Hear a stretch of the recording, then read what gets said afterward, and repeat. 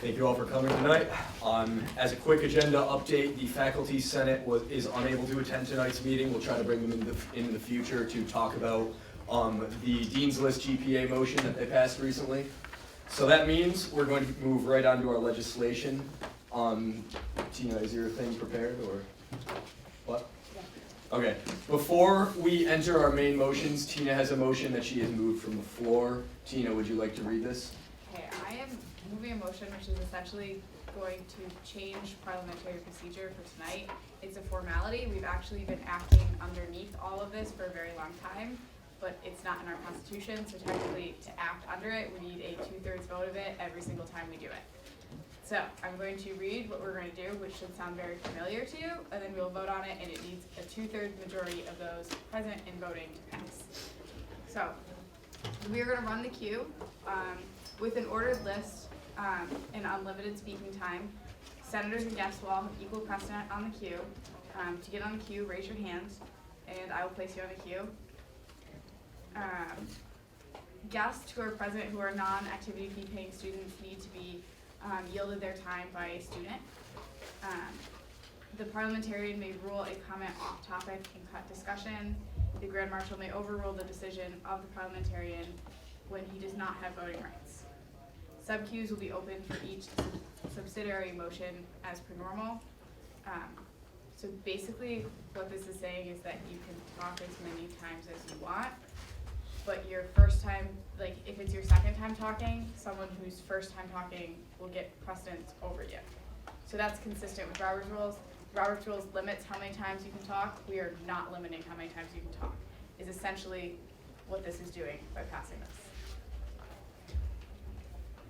So again, this is just establishing the normal queue rules we've been operating under as official. Does anyone have questions? Michael? Is this like a bylaw amendment, or is this just like a, what is this going under as? Just for this meeting. Oh, okay. Michael? Who's parliamentarian today? That would be me.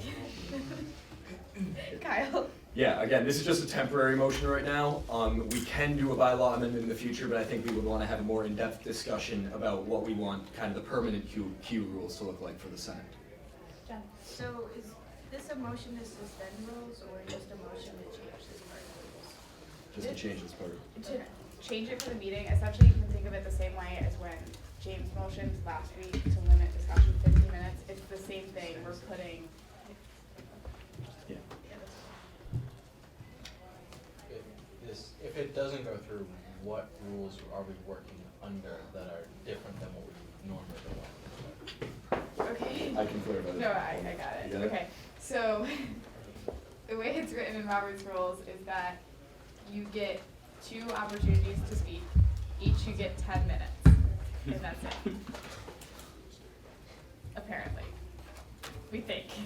We're not quite sure, so that's why we're doing this, to make sure that by passing this, we know that what we're doing is right, because there's some conflict over what exactly the rules are supposed to be. So until we can get this resolved, this way we make sure that nothing we do tonight is invalid. Mason's hand was up before.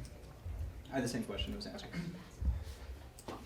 Are we gonna ignore the whole thing about having to speak in the third person and stand up when we're speaking and stuff like that? Yes. Yeah, everyone has to do this meeting. Any other questions or comments? Okay, seeing none, we'll move to vote. Tina, do you want to read? Does anyone need Tina to reread that? Okay, so this is going to be 2/3 simple. It takes 2/3 simple majority, so 2/3 of those present and voting. Abstentions do not count either way. All those in favor of adopting these rules?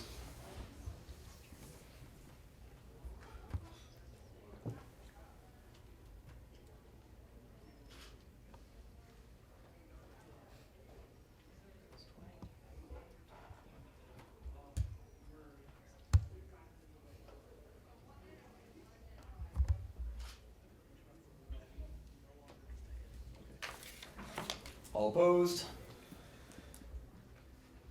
All right, passes 19-3-0. So we've adopted the queue rules we've been operating under for the past several years as official for this meeting. All right, so our first motion on the agenda then. the Rensselaer Union 45th Student Senate moves to reconsider Motion 1 from February 12th, 2015, detailing the union activity fee for fiscal year 2016. So moved by Jen Church and seconded by Paul Elori. Before we open discussion on this motion, I just want to give some clarity for anyone who may still be confused. In the 2013 revisions to the Union Constitution, the Constitution Committee removed the word total from the total membership requirement for passing the union activity fee. Upon noticing the language change, I consulted the original writers of the Constitution, and they confirmed that the intent was to only require 2/3 of present in voting. However, intent only matters in the case of ambiguous language, and an argument was made by several students and alumni that the language in the Constitution is not ambiguous to allow this intent to matter. It's a precedent we operated under for about 2 years. This was the first time it affected a decision. I asked the J Board to make an official interpretation, and what they interpreted was that the motion stands as failed. Because we voted on the motion with an improper understanding of voting rules, this motion to reconsider, if it passes, will allow us to once again discuss and vote on the proposed activity fee. So motion to reconsider requires a simple majority of those present and voting. Once again, abstentions do not count either way. If this passes, Tina will then detail the voting requirements for the activity fee. Make sense? Okay, we'll open the queue. I have a point of information. Can you appeal a J-Board decision? Not on constitutionality, they're the highest court on that. Okay. Why don't abstentions count either way if the J-Board decision was that they do count? Or that the vote was... We'll do another point of information then. For this motion just requires a pure simple majority, not a majority of the Senate's total membership. If membership requirements are not further defined under Robert's rules, it defaults to present and voting. For the activity fee, that's not the case. Abstentions are effective no's. Any other comments, questions on the motion to reconsider? All right, seeing none, we'll move to vote. Once again, the Rensselaer Union 45th Student Senate moves to reconsider Motion 1 from February 12, 2015, detailing the union activity fee for fiscal year 2016. All those in favor?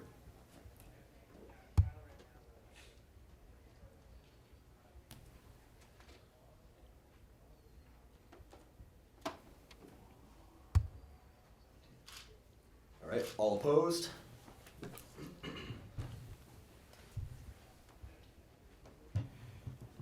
Okay, motion passes 17-4-1. This means that we immediately move into discussion on motion 1 from February 12th, 2015. Wherever I put it. Give me a moment. All right, so I'm going to reread the motion. The Rensselaer Union 45th Student Senate approves the Union Annual Report Committee's recommendations for the 2015-2016 student activity fee, with an undergraduate activity fee increase from $625.50 to $644.50, and a graduate activity fee increase from $331 to $341, for a total activity fee recommendation of $658 for graduates and $653 for graduates. So moved by the UAN. I can't math no matter what. Anyways, so moved by the Union Annual Report Committee and presented by Shoshana Rubenstein. Once again, Shoshana and Erin will be treated as presenters, allowed to answer questions. All other e-boarders and union staff in the room will need to get on cue like anyone else. No, that's not right. It's not a presentation anymore. It still says she's presented. That's how the motion was moved, so it's valid. No, but she still needs to be on cue too. Because it's not a presentation, it's a motion now. So Shoshana, you have to be on cue. I'll go with that. All right. I'm fine with that.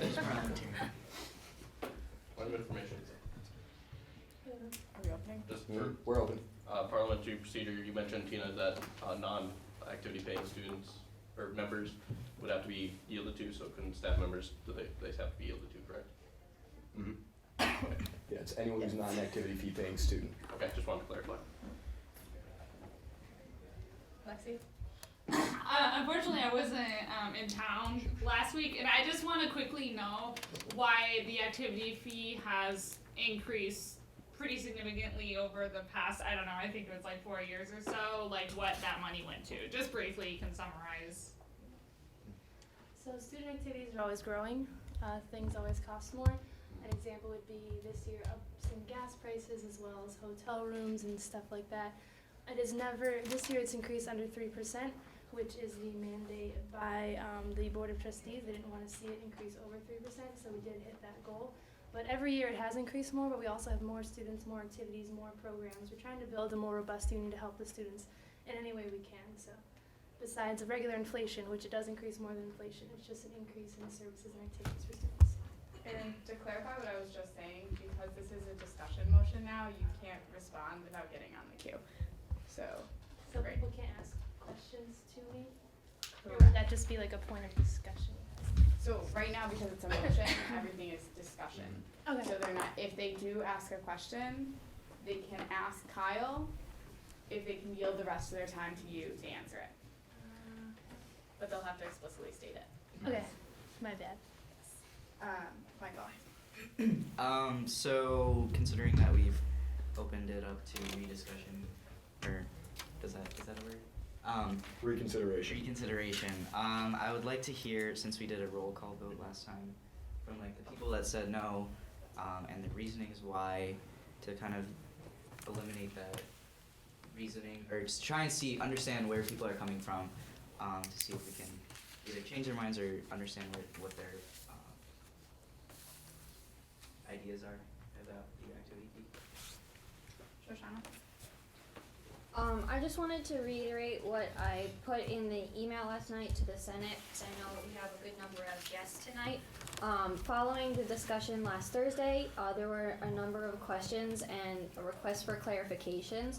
So I'd like to just remind everyone what has been changed between the UAR that we viewed last week and the one that was just sent to you for the discussion tonight. There have been changes to the sections, including the Rensselaer Union Executive Board and budgeting process. You're off topic. We're not discussing the UAR right now. We're discussing the activity fee recommendation. So specifics about the document have to wait till the next queue. I just want to give context as to what has changed since last week, because there are some people who weren't. Point of order, there's information relating to the explanation of the activity fee in the UAR, so it is relevant. But specifics about the document wait till the next queue to be discussed.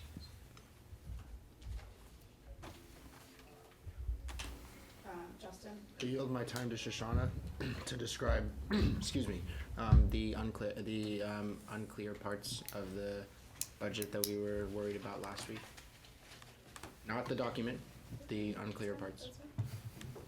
Unclear parts were the role of the executive board and how we came to the budget recommendation we see today.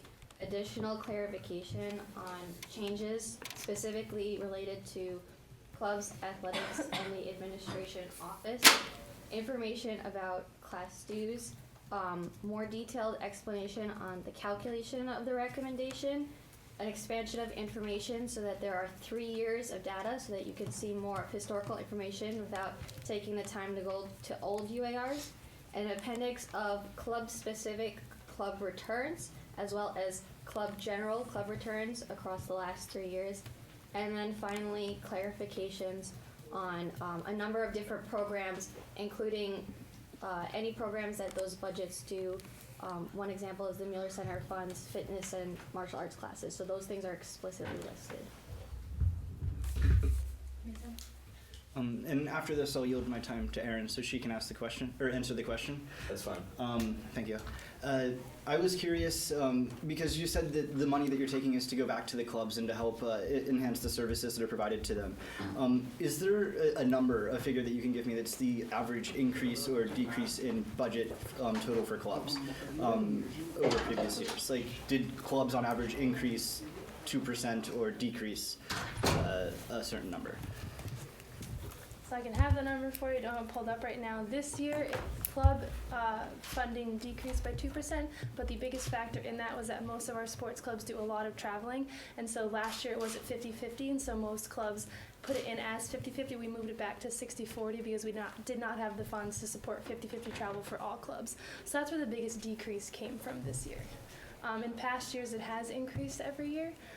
It usually stays kind of around the same number. A big increase that you'll see is in programming, especially this year with the 125th anniversary coming up.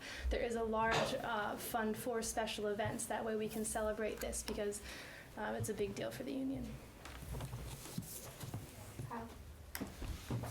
I guess this question was described very well in last week's presentation, but for the benefit of those who aren't here, what caused the increase in the admin office budget, and why did the Mueller Center budget and other budgets where reallocation was said to have occurred still increase? You can respond to this. Thank you. Okay, so the biggest question was the seemingly $200,000 increase in the administration budget.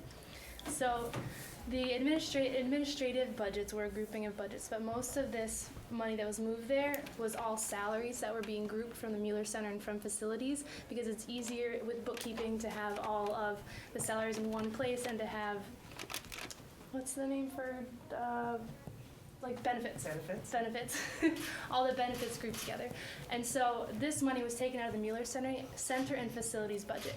It didn't look like those budgets decreased at all because we had an influx of money into those budgets, and the Mueller Center was for equipment, for different machineries, new flooring, stuff like that. And then in the facilities budget, we added $95,000, which are towards general facilities, which in past years what we've done is the club returns, which we said last week is so huge. We have expected this and used the money from club returns for any facility repairs or emergencies, but we wanted to build that explicitly into the budget and stop expecting clubs to return. So certain clubs that had decreases, it was because in past years they'd been returning thousands of dollars each year because they weren't running all their programs. So this year we put that money where it's actually been being used every year versus just expecting it to come back from clubs, and then if it didn't, we'd be in trouble. Jessica? I just wanted to kind of respond to Michael's question about no's. I had abstained, which at the time I didn't think was a no, but the way things, it kind of basically ended up being a no. The reason for abstaining was because I felt that I didn't have enough, I guess, numbers in front of me to justify saying yes or no, and now that I've clarified enough of that, that's changed. So I just wanted to clarify that. Erin? I would like to yield my time to anyone who said no or abstained to help answer Michael's question. I don't have the list in front of me, but You would have to specify, but Yeah, you have to specify, but we're gonna say that you specified Jen right now. okay. So I voted no, similar to what was just said. I didn't think there was enough numbers that added up, and I think the presentation helped clarify that, and it was incorporated into the UAR, and I think that students' concerns were addressed, and everyone's had a while to look it over, and I also feel comfortable changing my decision as well. Mason? I was one of the people that voted no as well, which is why I got myself on the queue here to answer Michael's question. It's just a lot of the students that I've spoken with that are in clubs whose budgets decreased slightly enough that they didn't feel a need to petition, but they were still decreasing, which for me seemed like it was not a good trend. The explanation for why the budgets are decreasing helps me some. I'm still not entirely made up in terms of what decision I'll make now. But I do feel that the clubs and giving funding to the clubs is a very important part of what the union does, because clubs are a very essential part of the student experience, and they're very important to me personally and the students that I've spoken with about the issue. So. This is not a direct question, but to all those who are thinking of voting no or thinking of abstaining, can you ask, basically for whatever's causing your uncertainty, can you voice that simply to give the executive board the chance to respond? You can base your decision on that. You are, as before, I encourage everyone to vote with an open mind, but the only way any of these issues can come to light is if you voice them.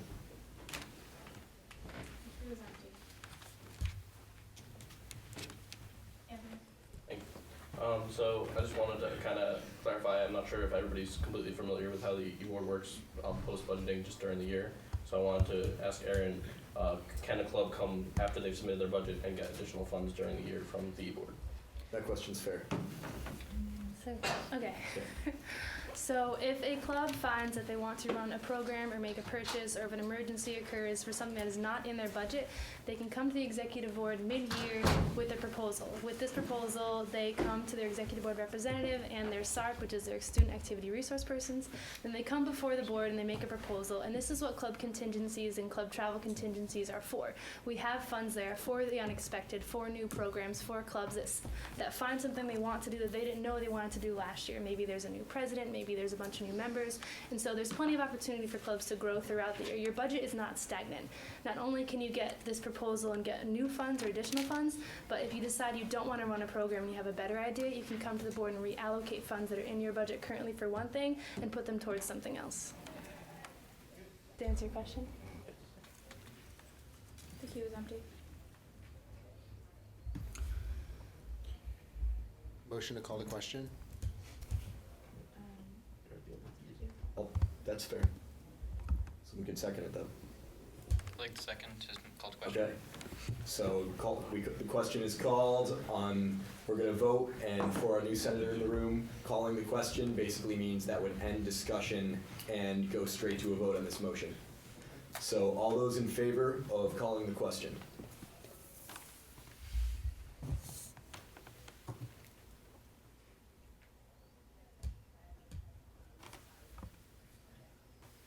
All opposed?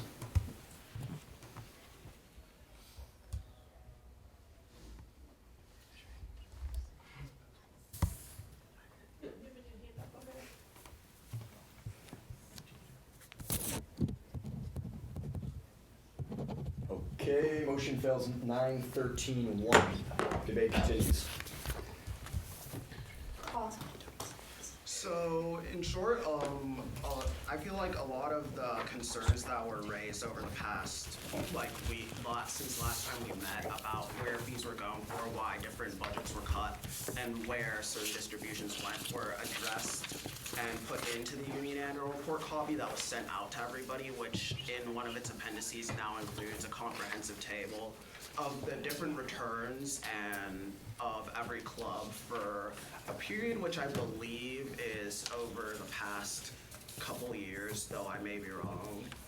And also, it's just that essentially if the Senate chooses to vote no on this, we're essentially choosing to abdicate our power to fund clubs and to actually support the student union to the Board of Trustees by allowing them to set the fee due to the amount of time the e-board will have to deal with rebudgeting in, along with the fact that normally their budget takes them a long time to make up and they don't have that time along with having school now. And those factors, along with the numbers that were presented to us about why the money went to different places, how much money clubs return every year, and the simple fact that it kind of makes sense for the activity fee to go up a certain amount more than inflation, simply due to the fact that while there are more clubs every year, the admissions department projects that there will be less students in the school who need to provide money to fund an increasing number of clubs and activities. So, facts, numbers, math. Yes.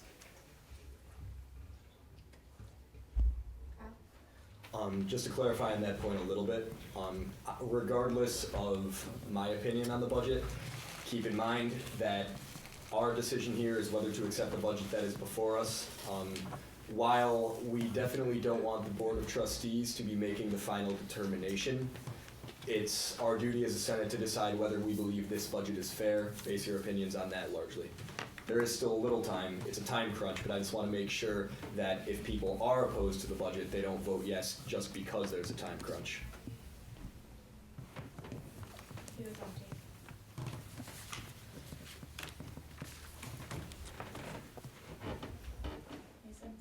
And again, once I'm finished, I'll yield my time to Aaron to answer the question. That's fine. Okay.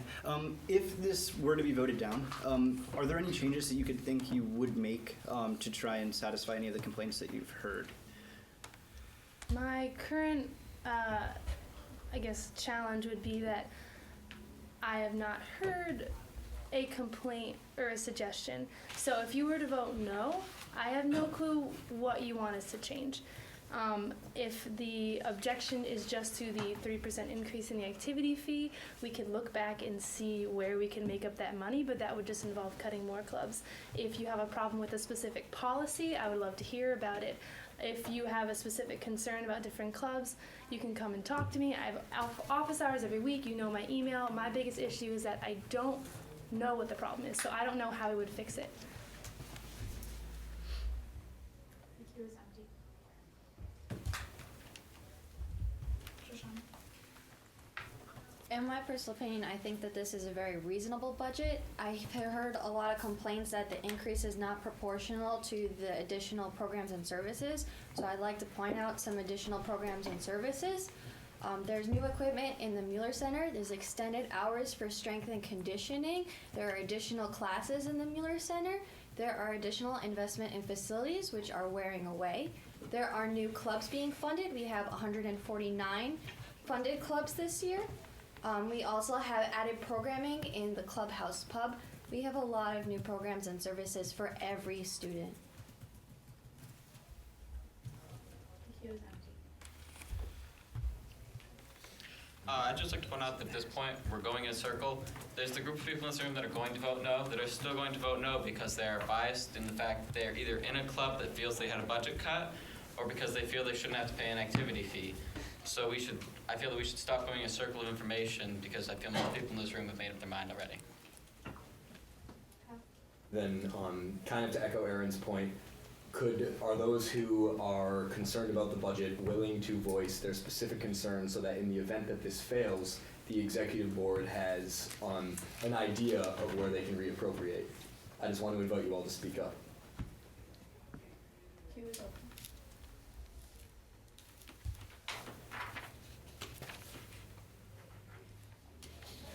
Would it be wrong to ask, for those of you who just basically don't want to pay an activity fee, and that's the reason why you don't want to vote yes on this? I've seen a lot on Reddit about, I'm getting on Reddit recently. It's a new thing for me. I've seen a lot on Reddit about students saying that they shouldn't have to pay an activity fee at all, or that they're not comfortable with the amount of it. And while I can't see getting rid of an activity fee, it would at least help me understand where you're coming from, because if there's no suggestions to changing the budget and that's just the reasoning behind it, at least then the e-board can understand that it's not something that we can change, or it's not something that we can do this year, but some sort of reason. Is there a way to get the list of no votes for the vote from last week, since there was a roll call? That's fair. It is in the policy. Stay in order, guys. I can also read those. Tina, you can answer this. Spencer, James, Jen, Mason, Edward, and abstentions were James, Mike, Case, Jessica, Shoshana, and Joe.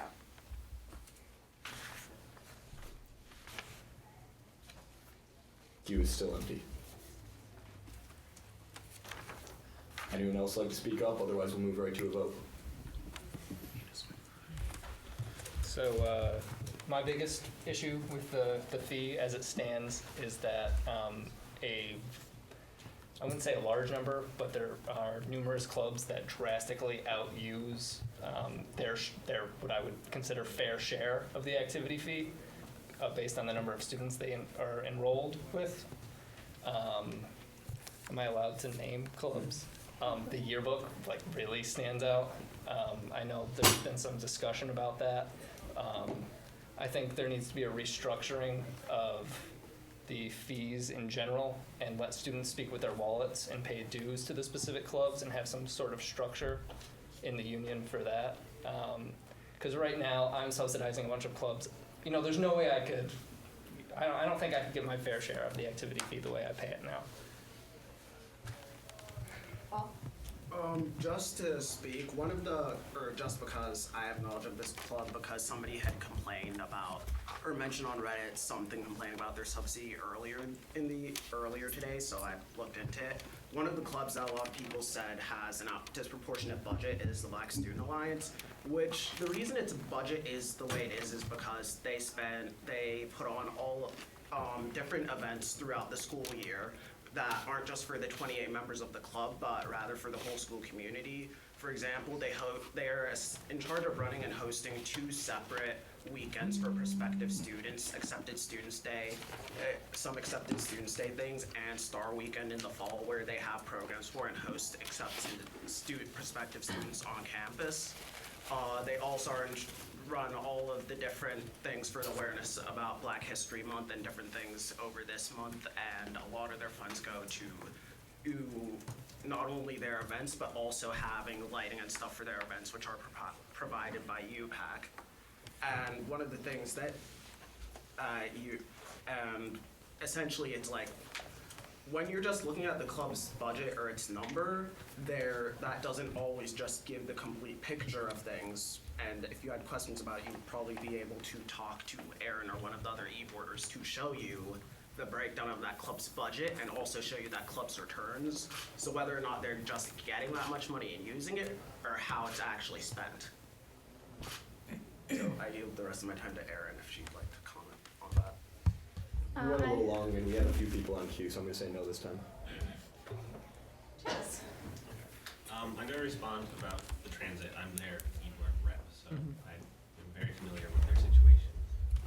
The transit they are subsidized at about approximately $18,000. That's because they do have a very, very expensive service which they provide to the entire institute, not just the 8 individuals who make up transit. 8 being the most recent number compared to like the 3 that were on inside the budget. But that's been because, well, the individuals who participate in some of these really, transit, I don't know how to say it for all clubs, but for transit specifically, it's a service club. It's not a $18,000 being invested into those students. So I would encourage you to have a critical eye when looking at some of the numbers for some of the clubs. If it was a hobbies club, then yes. If that $18,000 was going directly to benefiting those individual students, but this $18,000 is spread across all of our active campus, all of our alumni, everybody within who is going to benefit from that same outlet. Additionally, with that, transit is being reviewed as to how it could improve that situation in the future. They've just this year, up until this year, how am I doing on time? There's no time. Okay. Up until this year, transit has been an interesting situation due to Ring Committee, which they are able to make deals with Jostens and Balfour. Sometimes, which locks Jostens locks transit into Jostens as the provider for our yearbook. So, what is happening? Okay, regardless, so our future ideas about who we would go through to provide a yearbook has always been sort of hazy. Right now, we're in a 5-year contract with Jostens for the Ring Committee, or one of the 2. So we have opportunities now to actually readdress that significantly and critically to consider what our options going forward for a more cost-effective yearbook. Yeah, so the e-board doesn't want to charge the student $18,000 a year for a yearbook, but at the point, we also don't say, no, we're not going to have a yearbook, because we see the value. So I can't speak for everyone, but I've heard a number of complaints from these grad students who were, everyone knows, were burned this year with extra fees on their bills that were claimed to be activity fees and weren't activity fees, but still, they got charged extra money this year, both semesters, and they're skeptical to pay any extra money at all, even though it's a $10 increase for grad students, because they haven't seen any returns on any fees they paid extra this year. So there's concern in that field as well. Edward? I would like to explain why I voted no last week. That I have some friends who don't usually join clubs. They don't go to any activities, and I do know people who don't want to pay the activity fees, and they are not very likely to stand here and tell you why they don't want to do it. But I think we are representing students in this college, so we are not representing ourselves. Me personally, I don't against this thing, but as long as there are people in the campus, there should be someone voting no for them. Edward, I agree with you to an extent, but I think if students were here and they were listening with a rational mind, they would also pass the activity fee. Also, to respond to that, when thinking about the activity fee, you also have to consider that some of that goes into this building. So if a student walks through this building or utilizes the facilities, they sit out there and study, well, there's a certain fee that goes along with it for the upkeep. Same thing for the Mueller Center. Same thing for the services that are experienced around campus that the students put on, whether it's the poly or transit or players or everything that brings RPI together as a community that people may just not analyze on a daily basis, but it truly rounds their college experience. That's what your student activity fee helps provide to the students. And so even for someone who doesn't directly take advantage of it, they still have a direct correlation to the activity fee and how this union helps them and their experience here. Justin? Oh, is that on the queue? Mm-hmm. Sorry, it's okay. So I have a question for like grad council in general, and then I had a direct question for Aaron. So I'll yield my time to Aaron at the end. So for the grad council, I know there's like a huge like uproar about the fee that was charged. I was wondering, I remember hearing Kristen going to like a couple meetings with administration as to why it was charged and like why it was created and what the money's going to. Do you have any like conclusion on where the money ended up, or is it just like still like a pool of money just sitting somewhere? And then for Aaron, I have a question. So going back to the students that don't participate in the union or don't join any clubs, and they feel like they don't utilize any of the union services, is it possible for them to get out of paying the fee, or is it kind of required for all students? You can answer that. Okay, so that's actually what I was also on the queue for. There is a fee waiver form, but it is only if you live a certain distance off of campus, because then you're not really participating in many campus activities if you're simply driving here for classes and then leaving again.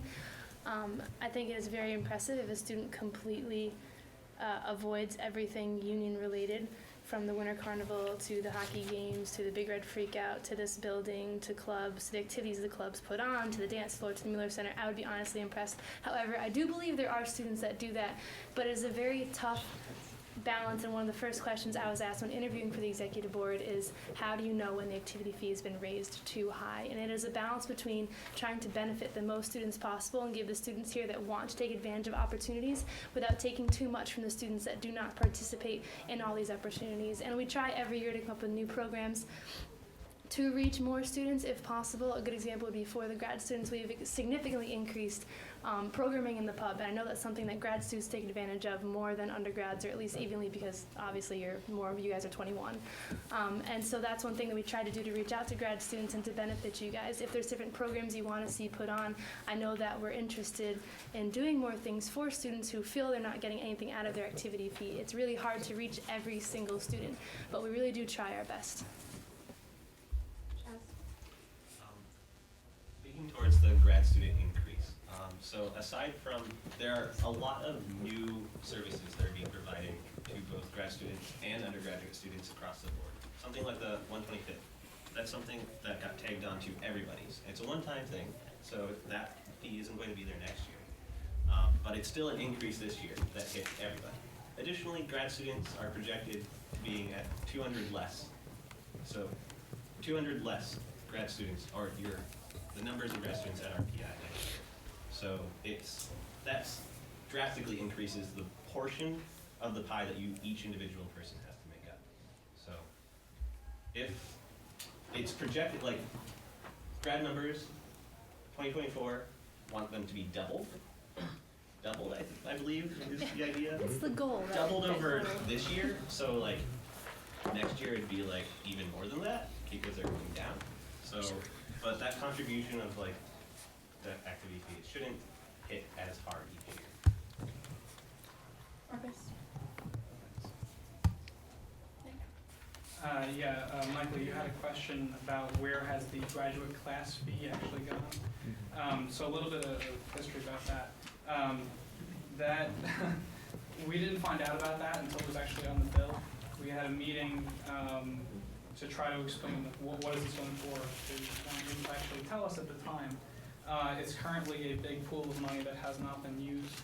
They would like to hire somebody as a graduate class dean. But so far, they're still working into doing that.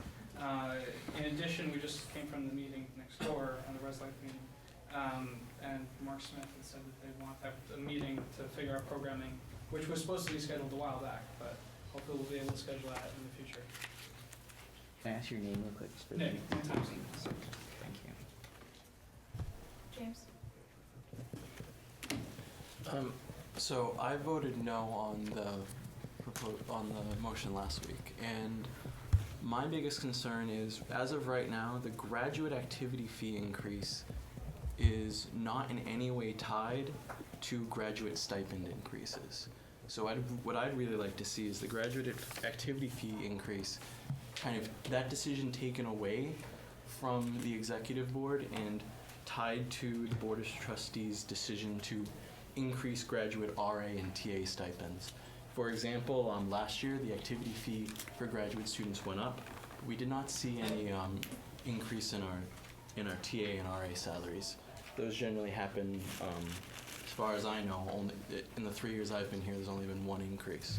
So I'd really like to see kind of those two things pegged together so that the activity fee can't outstrip graduate salary. Justin, as a point of parliamentary inquiry. It's just, there's just a bit of vagueness. RA standing for? Research assistant. Not residence. No, yeah, sorry. Okay. Just going back to what Edward said and people who are just voting against the activity fee just because people aren't using it. I think basically what you're saying is even if the budget did not change or raise even 0.01%, you'd still vote no just because some people aren't going to use it, which I think is just kind of silly. So anybody who's considering doing just that, just so because people won't use it, I think it's really easy for undergraduates, especially for graduates, more so too because they're only paying about half of what undergraduates are. Using that money, getting that money returned over the year, it's really easy to do that if you go to a couple events. I feel like as long as you're engaged, use any of the services, gym membership, whatever, it's really easy to earn that money back. I do understand the concerns of the graduates where the price goes up without getting increase in stipend, but I would not want to see the student union controlled funds give up part of those funds control to the institute, because I'd rather see students manage that money rather than the institute managing it. To answer James' question, RA stipends are actually decided by your own advisor. So if you think that you're not getting enough of an increase in your stipend, you can actually talk to your advisor about that. Also, fellowships are a lot more money than just TAs. But the problem is that there isn't enough money in the institute to increase TAs. Like, the buildings are falling apart. The first thing that will be fixed is the building so that you don't have crumbling buildings. So TA increases are something like, just forget about it. It's not going to happen anytime soon.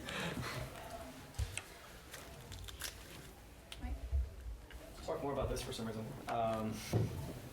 The institute minimums, we're talking about institute minimums here. You can ask your professor or advisor to pay you more, but the grants usually are for minimums because you put out a certain amount of time for the minimum amount of students you can have, or the maximum students you can have with the minimum amount of money, right? And they do go up every once in a while. And I believe it is the board of trustees who decides the minimums, and they seem to do it based on a whim. Like, this year we're going to do it, right?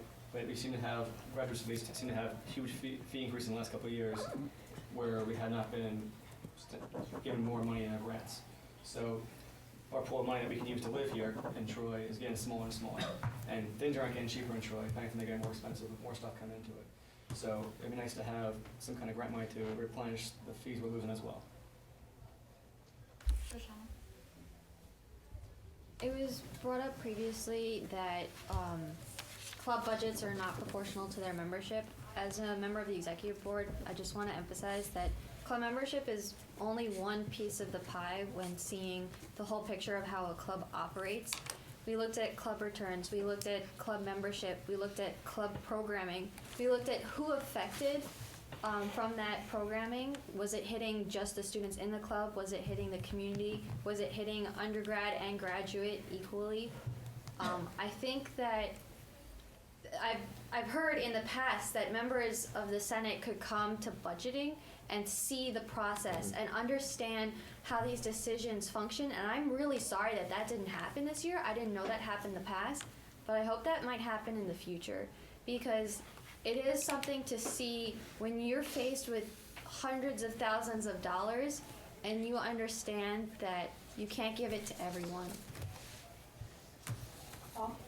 Okay, so just kind of to address the concerns that were raised by the grads, it's like they're legitimate, valid things, and we understand them, and it's like just from my perspective, what I know, it's like the e-board likely would have tried to take that into account as much as they could have if they were told about this ahead of time or they knew about this. And I know the graduate rep on the e-board just changed recently, so I'm not sure what the status of that was, but it's just like the graduate smorgas ether fee that they raised, or that the I don't know, even know what its name, that the administration raised, is something that we, like the Senate, based off of what the feedback we've had when we heard about it, none of us are particularly seem to like that at all, and none of us think that it should exist, but we can't really control that because it's like the administration did that, you guys have tried talking to them, it's like I'm sure that we'll try to look into doing what we can about it,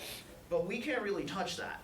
And it's like the activity fee is something completely unrelated from the perspective of it's the union, and the union isn't the ones controlling that fee or the ones raising that fee, and it just doesn't make sense to completely accept, because what's happening is if this doesn't pass, probably all the club's budgets are going to in some way get decreased or completely nuked. Like, let's just be plain about it. There will just be less money to distribute around more clubs. So it's like, well, I understand your concerns, and they're legitimate things that we should try to take care of. It's just, I don't think the e-board may have known about them in time, and I don't know what we'd be able to do about them, to be honest. But this whole nuking this isn't really the answer, and I'd like to yield my time to Mike since he seems to want to say something. He's on cue, and Lexi, you point This is just really quick. Graduate students, are you guys required to pay the activity fee, or can you waive it?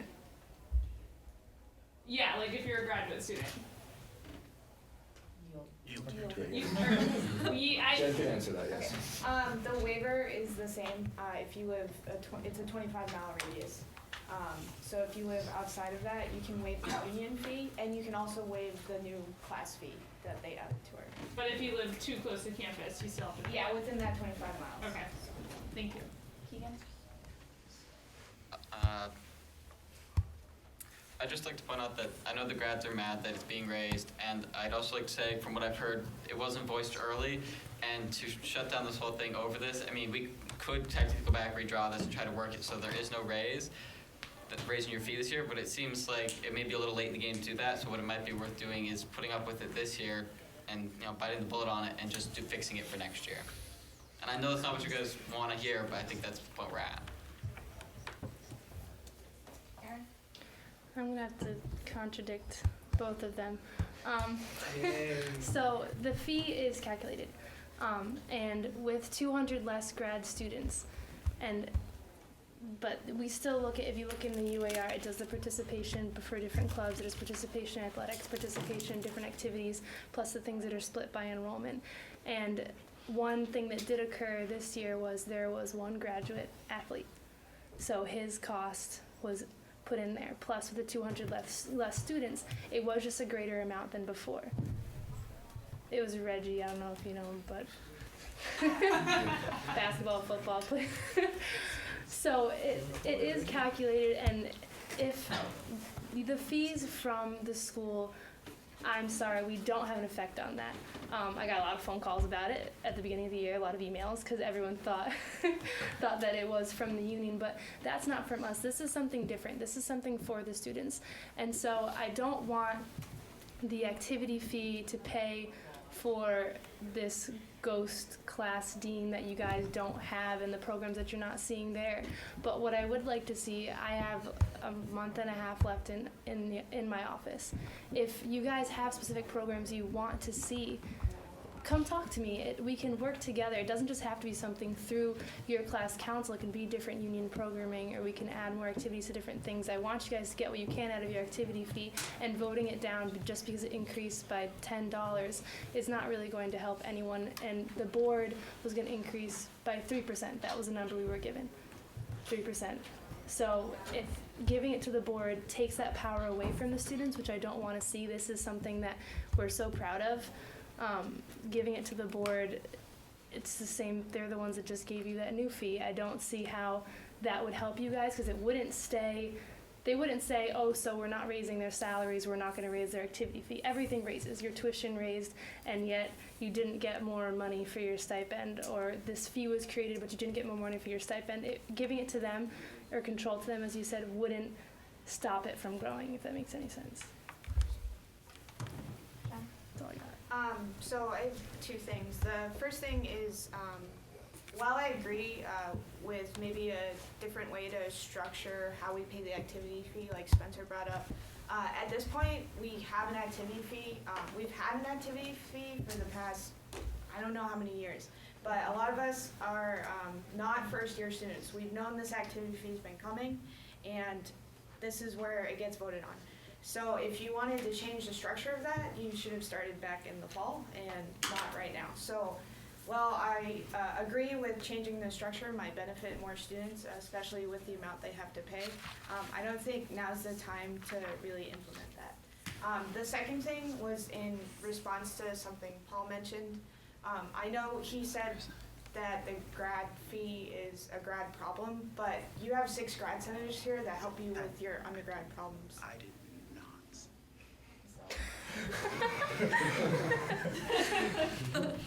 Stay in order, guys. Yeah, I'm done. Justin? Sorry to shift the topic just a little bit, but in response to those that are saying that there are students that don't use union related stuff at all, there are 2 things that I think we didn't really discuss, was the student government as a whole. So if students ever want to get involved in student government, they probably wouldn't be able to, because it's part of the union if they don't pay the union fee, and then they can't be part of student government. Also, there's also the judicial board, which actually, in the event that someone gets disciplinary action from the dean of students office, it then goes to the judicial board, which is part of the union. I yield my time. Before. You have to ask it. No, I'm not. No. Yield. That's the end of parliament. That's dean of Robert's rules. You stop. Mike. Oh, so talk about this grad fee for some reason again. Just answer some questions. I'm not saying I'm against an activity fee, and I'm not saying that the union is responsible for the extra fee that the grad students had, or that they had any control over it. But I'm saying the grad students now have a smaller pool of money to live with, and any increase of fees is hurting them still. I'm not asking for a cut of all budgets, or to bond them or nuke them, as words have been thrown around. But maybe before, or you could power the board of trustees, but maybe after this, as Kyle said before, there might be some time for the e-board to look at this budget again, activity fee again, and somehow restructure a little bit to fit some more needs. So I'm envisioning for that to happen, not for us to get rid of clubs or the union or anything like that, but for the e-board to look at it again and try to get a better activity fee for everybody. Shoshana? I want to hear how you think it could be better restructured. So, this was a change to the UIR, and it's relevant. It has a table exactly by program how it's split, undergrad, graduate, if it's by enrollment, if it's by participation. If the undergraduate fee increases, then because of the way it's calculated, the graduate fee will increase. So if you're talking about restructuring, you're talking about the formulation. And so if that's something that you want, be specific, speak now. Erin? I'd just like to reiterate that it was a $10 increase with 200 less students. So the pool of money didn't like drastically increase or anything. What? Yield time to you? Is that what you're asking? That's fine. Not the pool of money you guys are getting, sorry. This is that each individual grad student gets a grant of money, and that's what they have to live on. Yeah. And now, because they had to pay extra money this year, maybe not to you guys in particular, they're skeptical to pay any more money as well. They have less money to live on. I'm not saying that you're getting extra money from us or any of that, but your fee has increased. Yeah. And our money has already decreased as well. I guess my. Sorry, you can't respond to that. This is so complicated. That's how you Okay, so when I was speaking, I probably did that whole Paul thing where I say a whole bunch of things that don't actually make sense to anybody other than Paul. But what I meant wasn't to say that it's a grad problem, but that it's kind of, it is what it is, which is a problem that affects students as a whole. It's just kind of, I don't necessarily see that issue as, it's like, trying to take care of this won't, or the method of taking care of this won't actually really have any permanent or even short-term solution to that issue with that magical nether grad fee. So I just don't see the real relevance, or well, I mean, I kind of, or from what Mike's explanation, I do see how they're related because it's in terms of drawing from a limited supply of money. But the effect that that will have on the union and the union fees altogether, I just think that there's a better way of us trying to deal with that as a Senate as a whole than this route which you're trying to take. And I'd like to yield my time to Erin. Are you asking a question? No. Oh, then no. Exactly, a question. Yes. You can just yield your time if you're honest. So yes, like for the grad fee, it's the 200 less people, which is really causing the most problems. Like I understand like that there's a limited amount of income for grads, and more fees means less disposable income tax, or even just survivable income, if you compare it to what grad living is actually like, not disposable income at all. But it is visiting day season upon us. So if there's anything like beneficial that grads can do to try and take this into their own hands, is to encourage as many new grad students to actually attend RPI as possible. I know this isn't only grad students. It's not their job, but they have a portion of that responsibility when students meet or come to visit campus. Try to engage them as much as possible and show them where they would be at RPI. So, but Is on the topic of solving the issue with graduate, the money coming in from graduate students by encouraging more graduate students to come here. With an administration that's willing to levy fees on us that weren't really asked for and kind of make basically a 50% increase in activity fee in a single year, it's going to be very hard for me in the coming months to actually encourage any students to attend RPI given that environment. Given the issues with City Station, I have a hard time making that recommendation. I know other students who have mentioned to me that they might actually subtly encourage people to look at Reddit and look at some of the issues the graduate students have faced on there and kind of expose some of these issues. And that may turn off students, and the situation may get worse over the next few years, and the administration might really just need to realize what they've done here. So you raised your hand? To follow up. Whoa. No, I'm not calling on you. I'm just asking you. Yeah. No. Mike is next.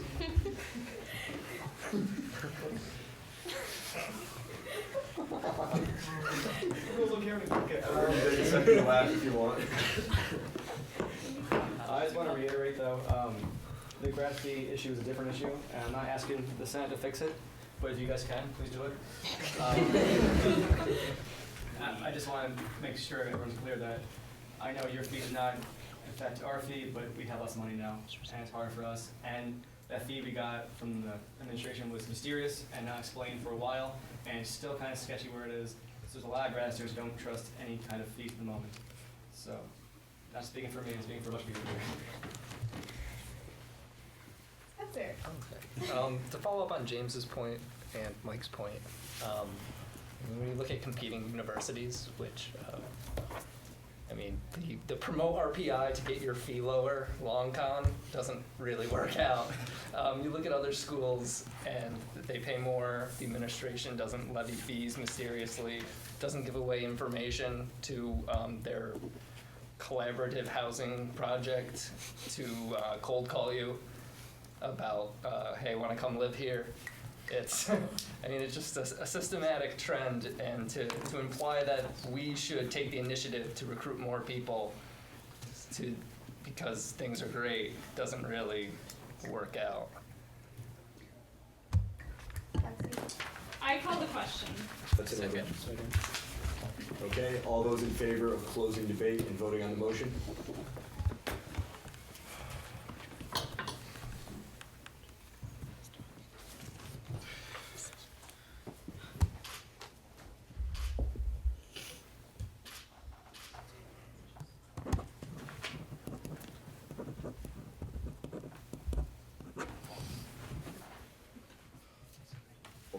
Just 1 second. Keep your hands high. I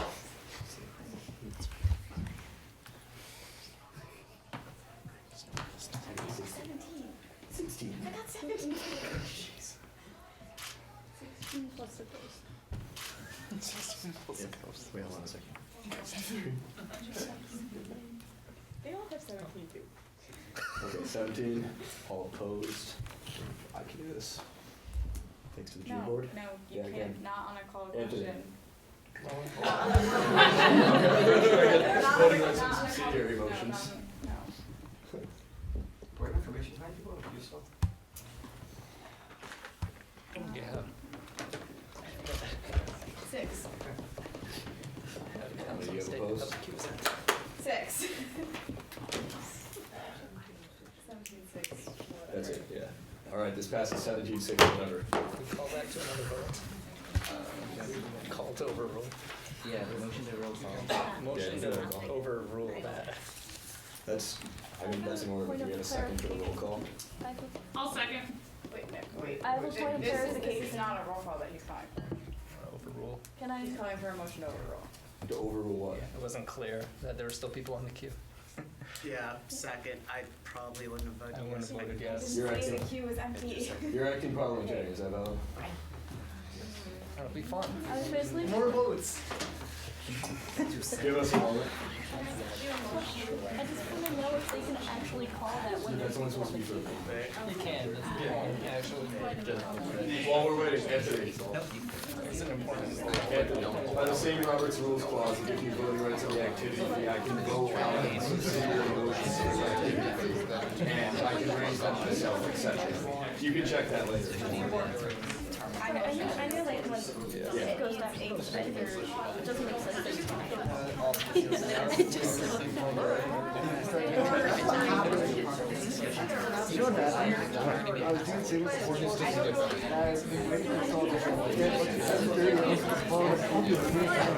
I turned my phone off.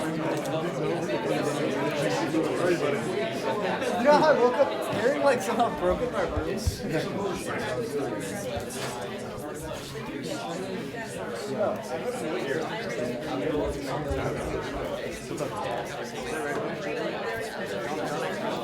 Can everyone stay in order, please? Let me sit down. Motion to rescind. Okay, you motions to rescind the calling of the question. That's seconded. That means a 2/3 majority of those voting in favor to pass. This would bring us back into the queue. Otherwise, we're gonna vote. Wait. I'm confused. We have to have a 2/3 vote on the motion to rescind? Yes, yeah. That just cancels the We are immediately rescinding previous the decision. past call to question. 2/3 of present voting. So all those in favor of rescinding the vote, of rescinding the call to question, will put us in favor, and that's what Kyle's gonna ask for. Yep. Is that clear to everybody? Okay, all those in favor of rescinding. Can we open a queue? There's no queue for this guy.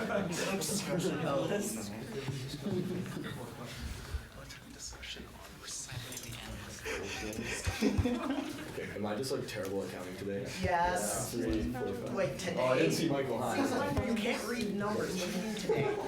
That's 15?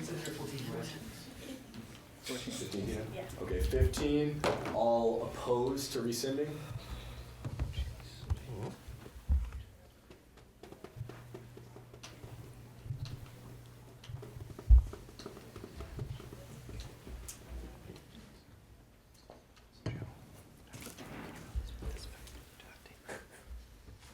Yeah, 23 total, that fails. You would need 16 at least. What's 2/3, 23? Hold on. 24 would be 8. It rounds up to 16. So it fails. 8 times 2 is 16.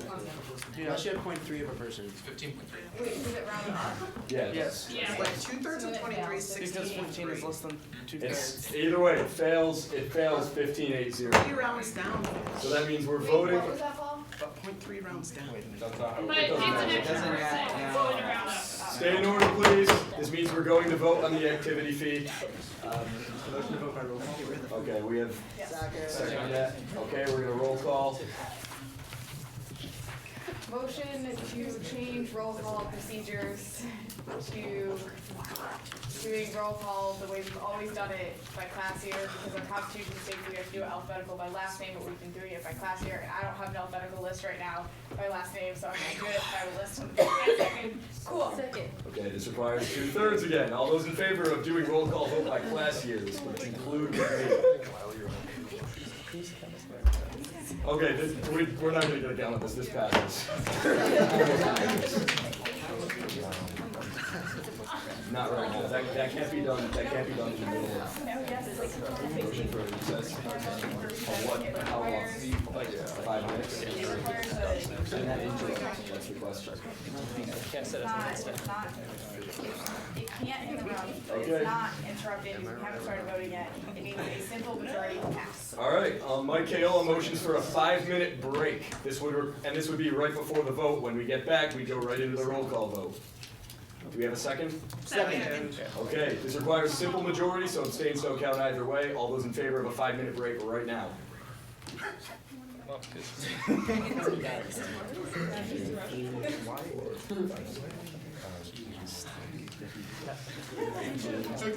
15, that's passed. All opposed? Welcome to Senate. This passes 15-8. We have a 5-minute break. Be back here in your seats in 5 minutes.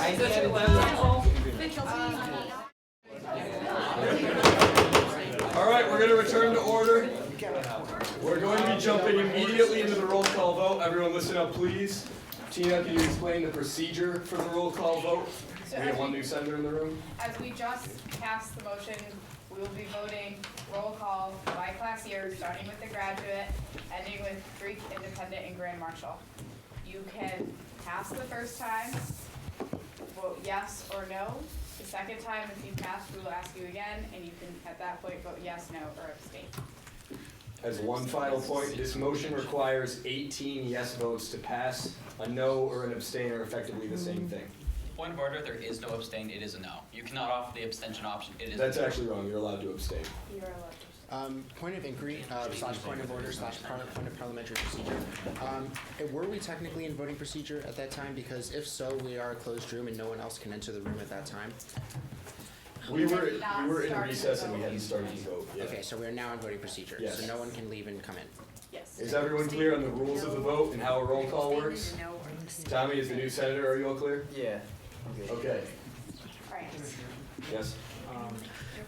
What is the budget closing deadline? We're not 100% sure. There's no We're- VP this for is- student we're life. in voting. Doesn't matter either way. Never do. That's not really. Okay, I'm gonna start calling. All right, listen up. Listen. Pass. Mike. No. Spencer. No. James. No. Jen. Yes. Benjamin. Pass. Myself, yes. Case. Yes. Lexi. Yes.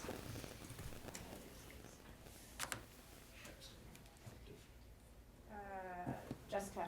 Yes. Marcus. Yes. Michael Hahn. Yes. Shoshana. Pass. Mason. Pass. Paul. Yes. Joe. Yes. Thomas. Pass. Jenna. Yes. Justin. Yes. Keegan. Yes. Stephen. Yes. Molly. Yes. Edward. Pass. James is not He's not here. Victoria. Yes. Kyle. Pass. Kristen. Yes. Benjamin. Yes. Shoshana. Abstain.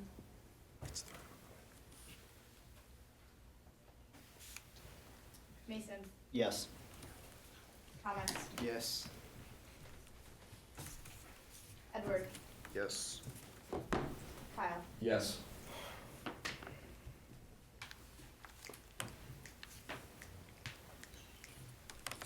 Motion to play Jeopardy background music while voting. Second. No.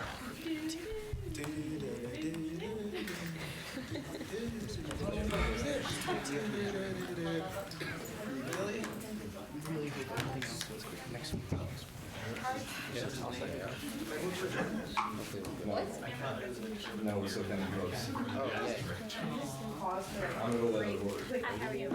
You're out of order, right? Are you going Nice to meet you. Good to do that.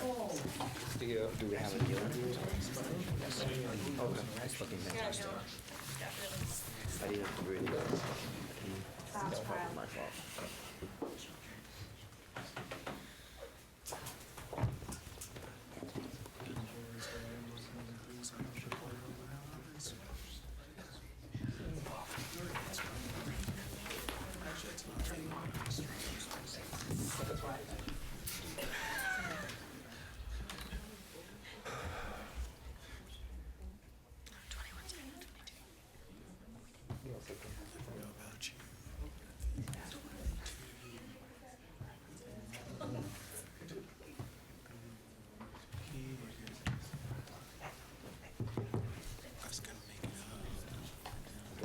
Motion passes 21-3-3.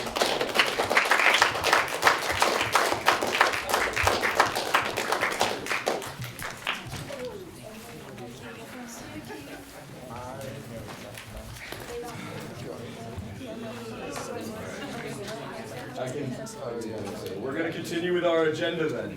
Thank you all for bearing with us. I know that was a long discussion. Can we stay in order, please? All right, so next on the agenda, we have the updated union annual report. Let me just find this among all of our information. Okay, the Rensselaer Union 45th Student Senate resolves to approve the union annual report for the fiscal year 2016 as attached. So moved by the UAR committee and presented by Shoshana Rubenstein.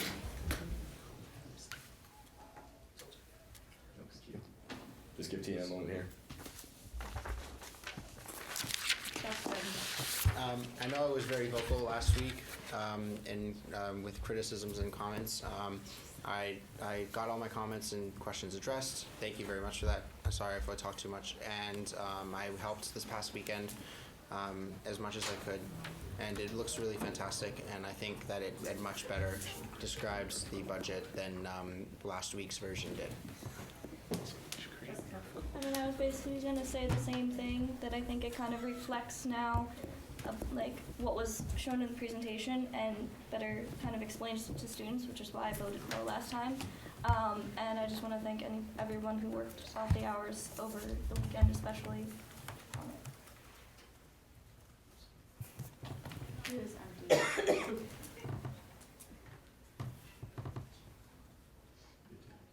Second. Motion to call into question. Second. If the queue's empty, it's It is irrelevant irrelevant, because Okay. Kyle's technically gonna ask for a vote right now. Yeah. Any other comments on the UAR? Okay, then yes, we will move to vote. The UAR requires a simple majority to pass, no weird voting rules. I don't have a vote on any points of information. Motion to vote by roll call. Is there a second for that? You seconded? I did. No, I said. Okay, without a second, we're doing normal. Okay, he seconded. So we have a roll call vote. Same procedure then. The roll call only demands a second, no. Yeah, there's no Kristen. vote for that. Done. Mike. Pass.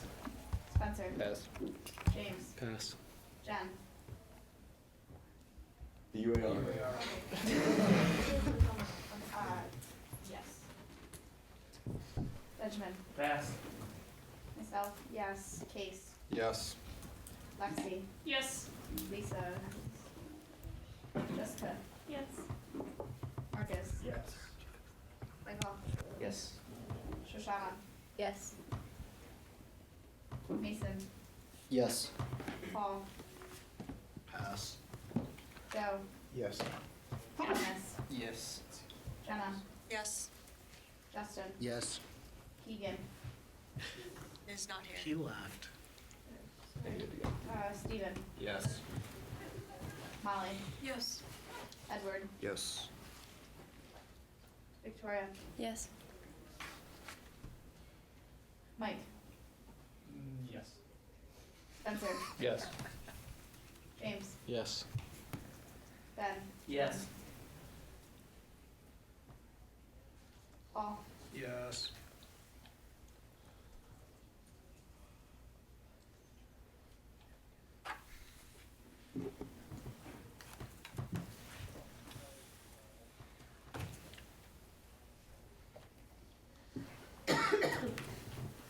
Jeopardy music.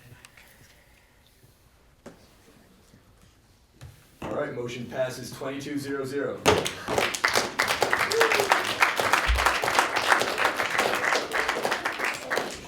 What? No, because people left, they're not here. It's a little different. Okay. Like you can have jazz band or something. Don't worry. We'll talk about the official count on that. It passed either way. Okay, so with the listen up everybody, with the UAR passed, it will be released publicly as a finalized document. With the activity fee recommendation passed, the activity fee and the budget will be sent to the Board of Trustees for final approval. We have one more item on our agenda this evening, which Lexi is setting up. Andrew, do you think you can grab the projector really quick? But in the meantime, thank you all for coming, and Tommy in particular, thanks for sticking with it. This was quite a legislatively intense first Senate meeting, so we're all glad to have you here. For all those who aren't aware, this is Thomas Alapat. He is the new 2017 senator, bringing us to a total again of 26 voting members. I go by Tommy, by the way. Yeah. Give me your first name for your introduction. So our final piece of legislation for the evening is going to be Lexi's presentation and motion for the Residence Hall report and recommendations by the Student Life Committee. Lexi, you can start as soon as you're ready and the projector's ready. Until then, senators, you can stand at ease. That means stay in your seats, you can talk, it's okay. No, stay in your seats, you can talk. No.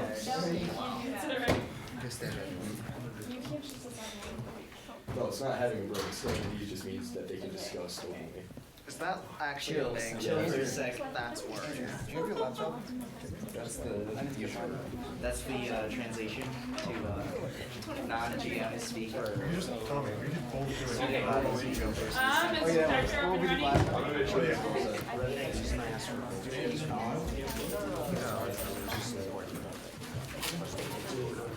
I connect on my computer, so.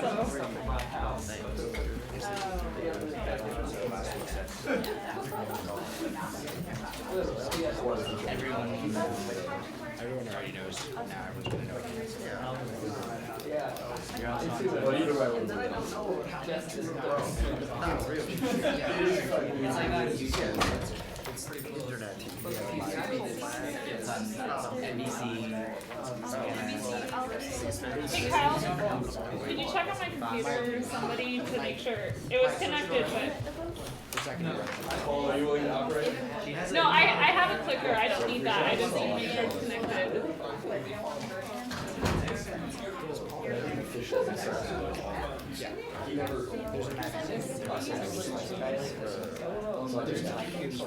Okay, perfect.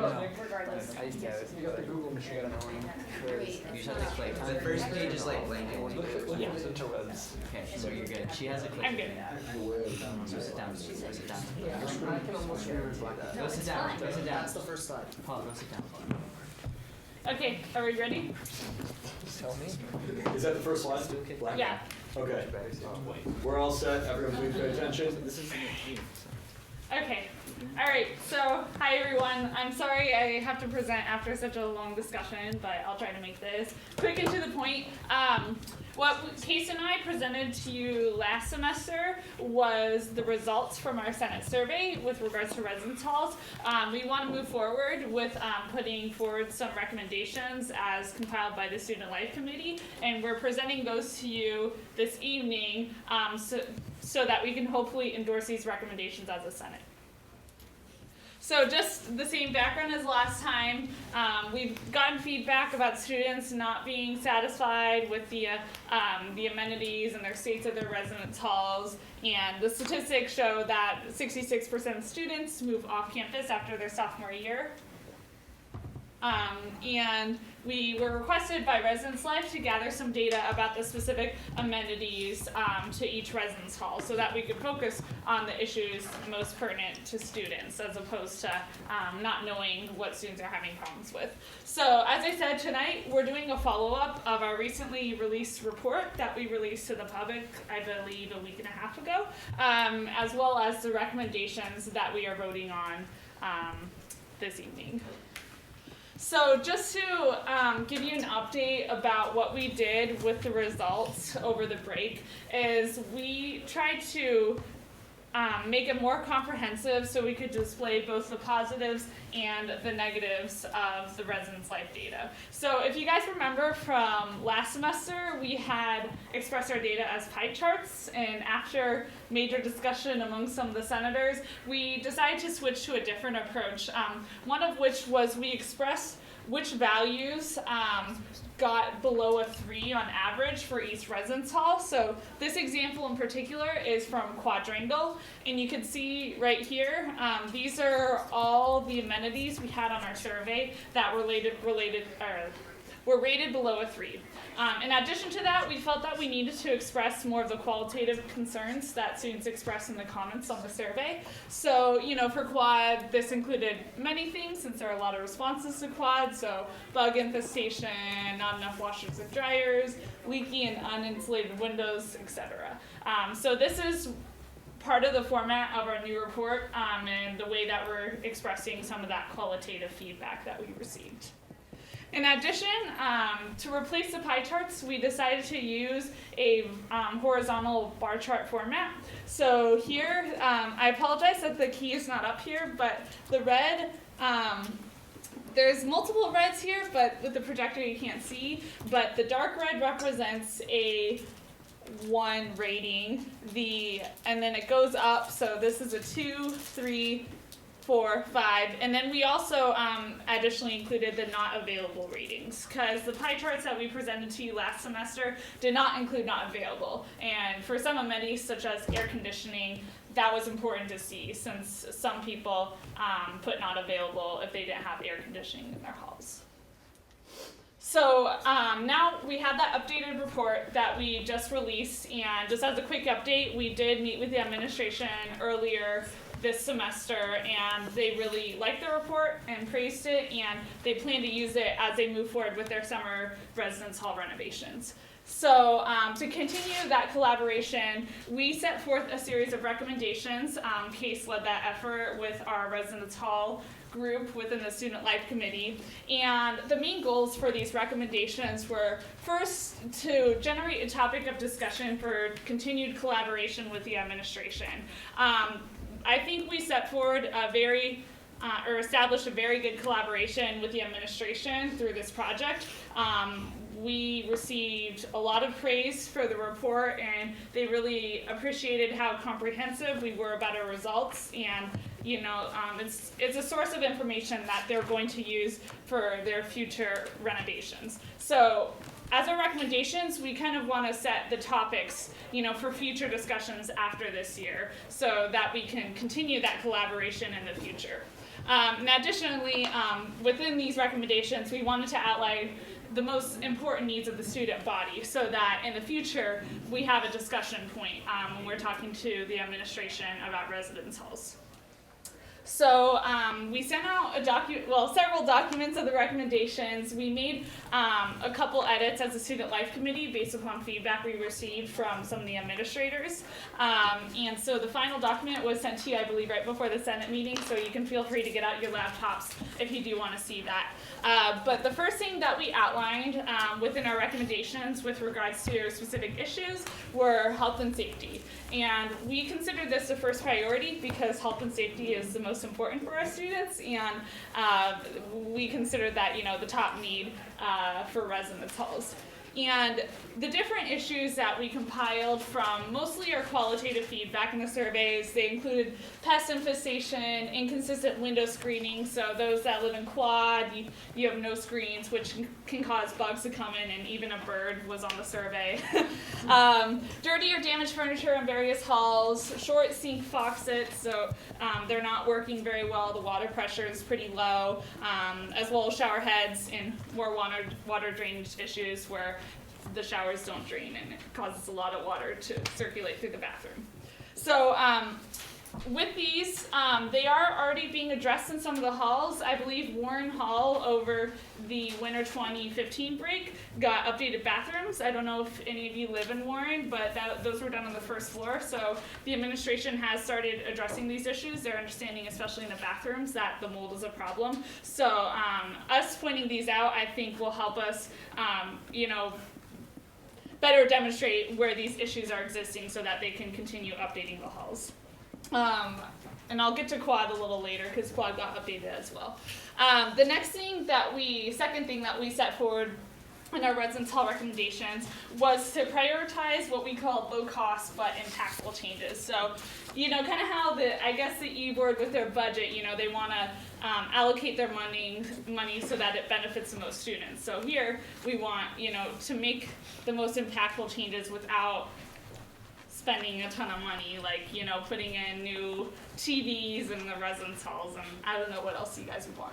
So the first thing that we saw was that Wi-Fi and Ethernet was a very prominent issue throughout the residence halls, and as a result of that, we did get in touch with .cio and are currently working with them on identifying the issues that are present within each residence hall. But for the current status, Nason, Warren, Stackwick, and Brickwick all got updated access points, or you could consider them routers during the break. So hopefully the people living in those halls will be experiencing more success with their internet connections.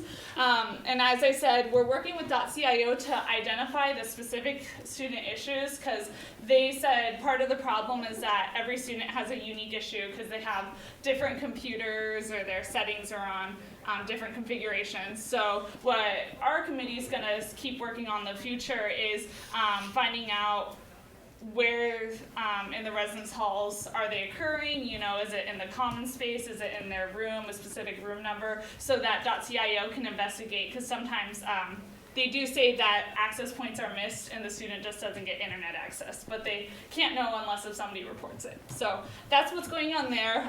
The other thing that we're collaborating with on .cio is the printers. I have heard from many people that the printers don't work very well, or there's no printer in their residence hall. So we also address this with .cio and in our recommendations. And as an update, there were some printer installations over the break, which were Quad, the Hunt One Lounge, East Campus Community Center. That's where we did our leadership training. If you guys were in the Senate at the beginning of the year, that's for the RAPS apartments.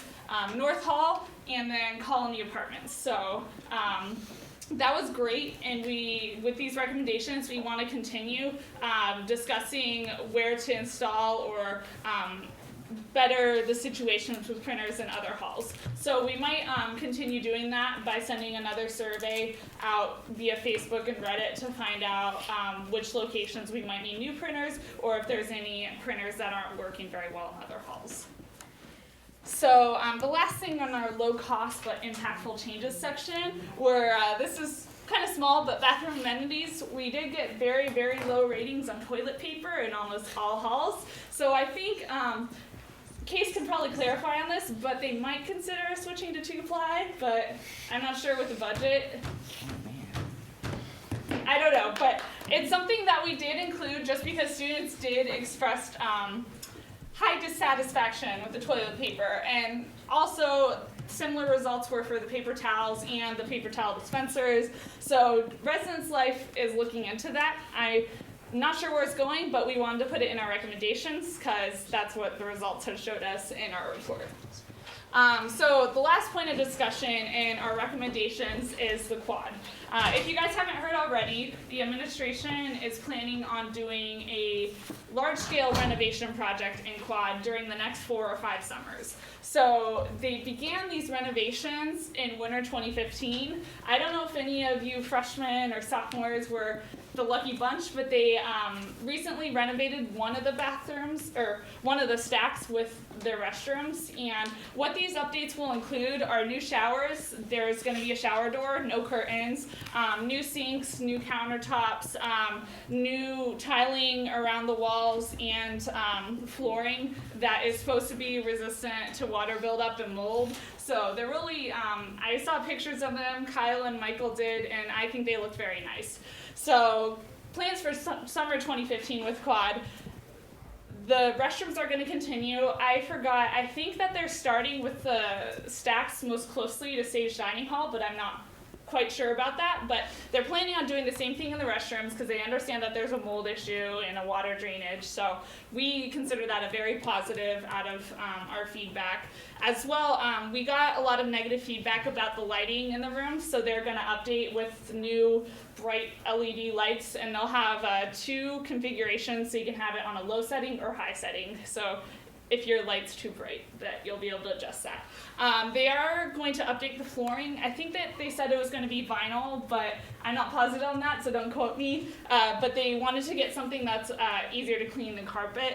And then lastly, they are going to change the location of the heat and air conditioning units so that it is closer to the door and away from the window and the beds, because students expressed concern with that. What we want to continue doing, so I was on the topic of quad, there is some possibilities that we can get more common space areas, which a lot of students express interest in. So we put in the recommendations, you know, there's a potential if they combine common space for 2 or 3 of the stacks into one and make it bigger, that's something that students might be interested in.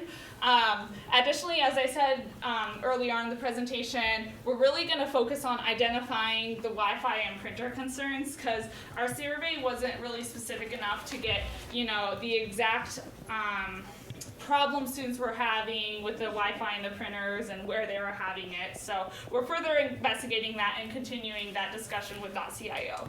And then lastly, for anything else in these recommendations, we hope this year and then continuing on that these recommendations can serve as a topic for discussion to continue collaborating with the administration as they update our residence halls. So with that, thanks for bearing with me through this long Senate meeting. That's all I have for the recommendations, and I open it up to any questions you guys have. So before we open the queue, this is a motion in addition to the presentation. Yes. The presentation's elaborating. So the Rensselaer Union 45th Student Senate, whereas the Student Life Committee's Residence Hall report as released in January 2015 represents an accurate depiction of student feedback, whereas the Senate's Student Life Committee and the 45th Student Senate have enjoyed a collaborative relationship with the Institute's Administration Division, whereas the Student Life Committee's conclusions are deemed acceptable by the Student Senate as a platform for further dialogue, resolves to endorse the 2014-2015 Residence Hall Report and associated recommendations by the Student Life Committee. So moved by the Student Life Committee, presented by Lexi. Any questions, you guys? So I'm opening up a queue, and we're going to do it the same way Lexi, get on the queue unless someone asks you a question about Jeff. So I have a question and a comment. My question was, Lexi, that you mentioned you met with ResLife, and they wanted you guys to get information from the survey about res halls. So my question is, did they specifically ask you to do only undergraduate res halls, or was grad feedback grad feedback for City Station requested? And my comment was just that I think in the future we should try to look into that, because that is an issue for graduate students. And I yield my time to Lexi to answer the question. Okay, so to answer your question, I think Dean, Case, you can clarify. They told us that City Station is not a part of Residence Life. They're an external vendor, so that's the reason why we didn't ask about that. Especially grad senators, if this is something next year that you might want to consider, I think that would be a great thing to start along with this undergraduate housing collaboration, because it might just be contacting different people. Instead of Residence Life, it might just be the people at City Station. But I think definitely that would be great to get student senate involvement with.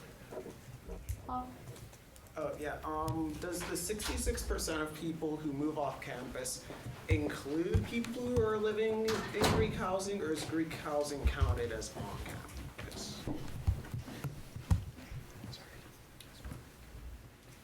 Is this yielded to me? I yield my time to Lexi. Paul, I would have to look at the question again. This was, I believe, from our fall 2014 Senate survey. I think that the statistic was from sophomores who lived on campus, and I think that there was a separate section for Greek, so they were considered off campus in the survey. So for those that were living in the residence halls, 66% plan to move off campus. But I think if one of you guys probably don't have the survey, I can check further into that to fully answer your question. But that's from what I remember, that's what the statistic is from.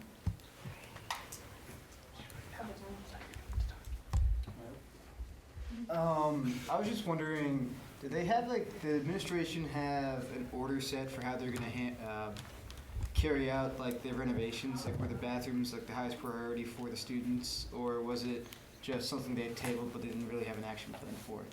I yield my time to Lexi. Okay, thanks. What was your name again? Tommy. Okay, thanks, Tommy. That's a great question. So I believe the administration does make plans pretty far in advance for their renovations, just because, believe it or not, winter and summer are considered pretty short for them for times. But they were very flexible to hear this student feedback, and they used it as a source of important information. So they're going to use some of this for their quad renovations, potentially, especially for the common spaces. They might consider making more room for common areas in quad. However, a lot of the other renovations, such as bathroom, LED lighting, the flooring, a lot of that was planned before we gave them our report. So I guess to answer your question in short terms, some of it is up in the air and we have already helped with, other parts have already been planned long in advance. I'm on the queue next, and just a couple of things. I think an interesting statistic maybe to pull too is students who move off campus and then move back on campus their senior year, because I know that happens a lot. And ResLife may be interested in knowing that to help them, because I know they do ask why students move off. It might be interesting to see why they move back on too in that conversation. And then the other thing was just really small. I noticed in the presentation. Your bullet said looking for a location for a printer in Sharp. And I didn't know if that was you guys didn't know physically where to put it, or just something else. But if you didn't know physically where to put it, I feel like the kitchen fitness room area in Sharp would be a prime location for Sharp residents. Queue is empty. Anybody else? Just a quick point.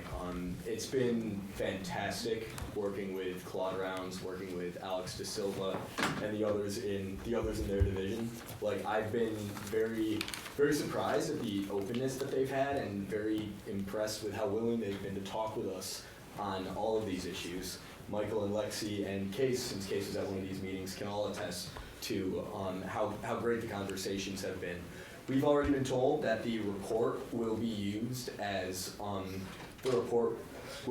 sort of a guiding document for renovations this summer and beyond. The hope is eventually this report can almost become kind of an annual thing, whether it's run through the Senate or through Residence Life. And in that sense, we could continue to have student input into this sort of decision. The recommendations by the committee are essentially a platform to drive future conversation, as the motion states.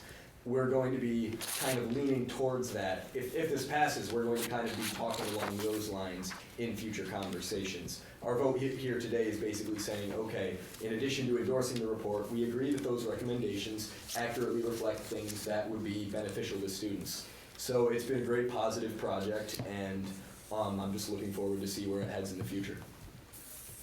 Shoshana? I agree with the discussion about graduate housing, in particular City Station. So I don't know to what extent your committee wrapping this up will have time now, but if there's a docket of projects, I would like to see this going forward to show the graduate point of view as well. Not in this report, but future. Queue is open. Any other comments? I just have a quick question. Is there other grad housing, like on-campus type stuff than City Station? You can Just answer City that. Station? Okay. No. Okay. It's actually not on campus. Well, It's not owned by our part guy. of- No. There used to be on-campus housing for graduate students. However, back in 2013, I believe, they switched it to undergraduate housing. This would be RAPS B. It used to be graduate housing.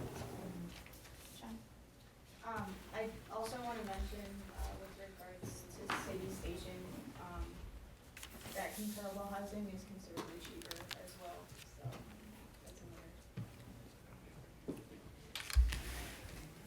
Tommy? Can you repeat what you said, Jen? I couldn't hear you. Oh, That's fine.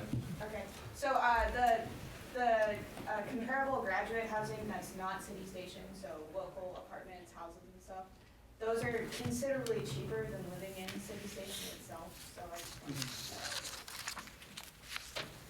I'm gonna queue next, and I could be wrong, but I believe that graduates can live in any other, like, upperclassmen housing. It's just not specified as graduate housing, but I believe they can live in Brickwick just like anyone else.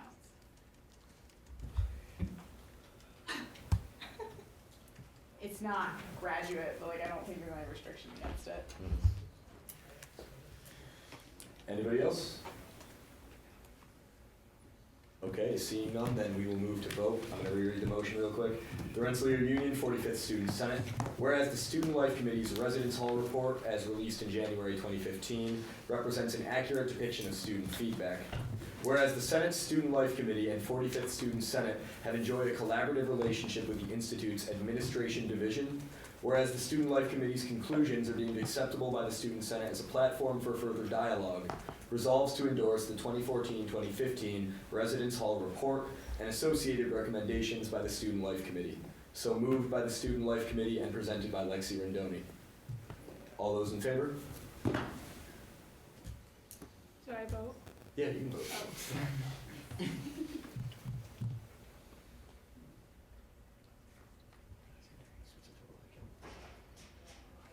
Okay, motion passes 21-0-0. Congratulations.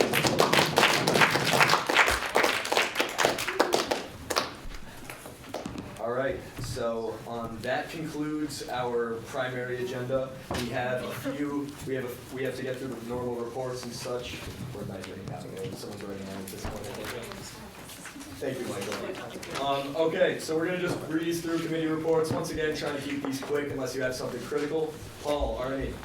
No meeting last week, working on finalizing campaigning schedule, GM Week handbook, and petition handbook. Thank you, Paul. Any questions for him? All right. Tina, you have AAC? Marcus had to leave, but he left me an update. He said that the syllabus project was approved by FSCC. They're looking for individuals well-versed in data management and/or web design. Their meetings are 7 to 8 p.m. on Thursdays in the SGS. They visited ALAC for aid in classwork. I don't know what that means. One additional comment on this, Marcus is likely going to be presenting the result of a syllabus project at a future GBM when he learns more, but seeing this go through, assuming everything goes well, is a huge step forward because we've been working on this one for the past year and a half. So, student government communications. So in lieu of this week's meeting, we're going to be posting early next week to advertise for the Public Safety Forum. If you guys want to grab some posters, I'm pretty much going to leave a stack in SGS. So just, hand them out to your friends, anyone who would be interested in attending the forum. Our meetings are on Thursdays at 6. Also in the near future, we'll be helping test the e-voting, so if you're interested with that, please let me know. One other point with all of the, and I won't call it drama surrounding the activity fee, it's been a tense past couple weeks for the Senate. So when is the next Senate social? We've been discussing this for a while. Great, so I have not sent out the one is good, but most likely one of the next couple of weeks, not this weekend, but I'm shooting for the next 3 weeks. It'd be good to get a break before we enter the legislatively heavy constitution meetings. Okay, so FSC, Michael. So we got a lot of exciting news for all of our projects. We're making big progress on like all of them, which is really exciting. But I won't go into that now. We have a public safety forum on Wednesday, February 25th at 6 p.m. in the Union 3602 room, which is right next door. I want everyone to be there. I'm not going to make you guys come, but it would be very nice if all senators could make it. I'm gonna send out that survey that I sent out earlier this week. So if you would like to come, please fill that out so I can track attendance and give PubSafe a number so that they can buy pizza and soda for us at the public safety forum so we can eat food instead of just sitting there without food. Just so people remember, can you say the date one more time? February 25th, that's next Wednesday at 6 p.m. in the room next door. FSC meets Tuesdays at 5 p.m. All right. So given the security changes around campus and other safety issues kind of becoming a hot topic, I would recommend that all of you attend this if you have the time. I've invited Mr. Rounds and others have been invited as well. We'll see who can make it, but it would be a good chance to talk with administrators behind these changes directly. Joe, HSEC.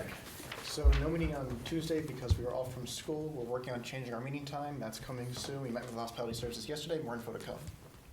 Thank you. Lexi, SLC. Our recommendations and motion just passed. Thank you. And then, the pharmacy is kind of been on a hiatus, but we're gonna move forward and schedule an appointment with procurement. So let's hope for some good news, I guess, in the future. And I'll leave my time to Paul. Paul? Okay, so we're working on memberships, and that has decided to become an issue this semester. Apparently on the residence hall access side of things, we need to talk to PubSafe and VP Rounds because they're apparently the people who are in charge of that now, and we're working on scheduling the public forums. Wait, no, the public forums are on the other thing. I need to separate bullet points. On the student handbook, we're working on scheduling the public forums. Any other comments? Paul, do you have any projected dates for the public forums? Kind of when I was talking to the 2 people who showed up at my committee, the Tuesdays around 7 in March worked for us. Not sure how that works for everybody else. I'm going to double check that with Dean Smith to make sure he can attend. I'll get some backup dates just in case since that's a little constraining.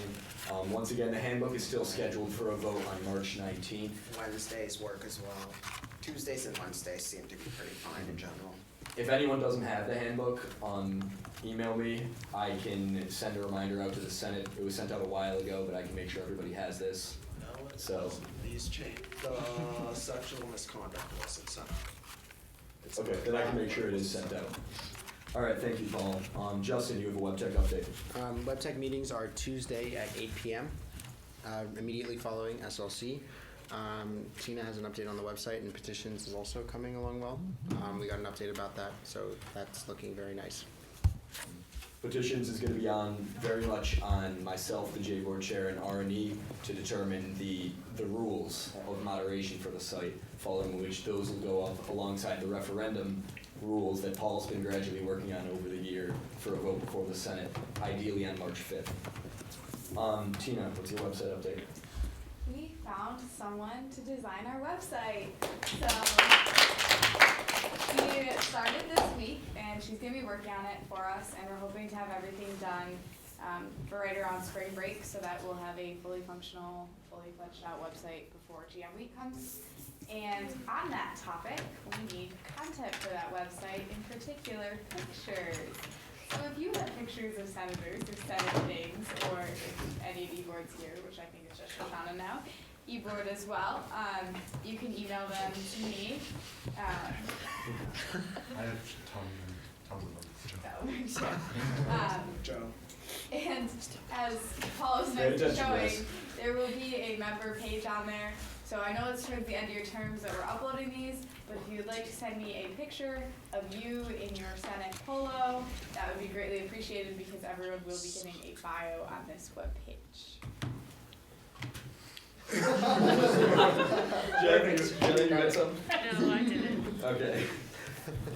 So for a Constitution update, the Constitution discussed class councils. Nate is going to be going around and talking to the class councils to review those changes as per our standard procedure. I will be joining him in this, since there's a lot of class councils and a little time.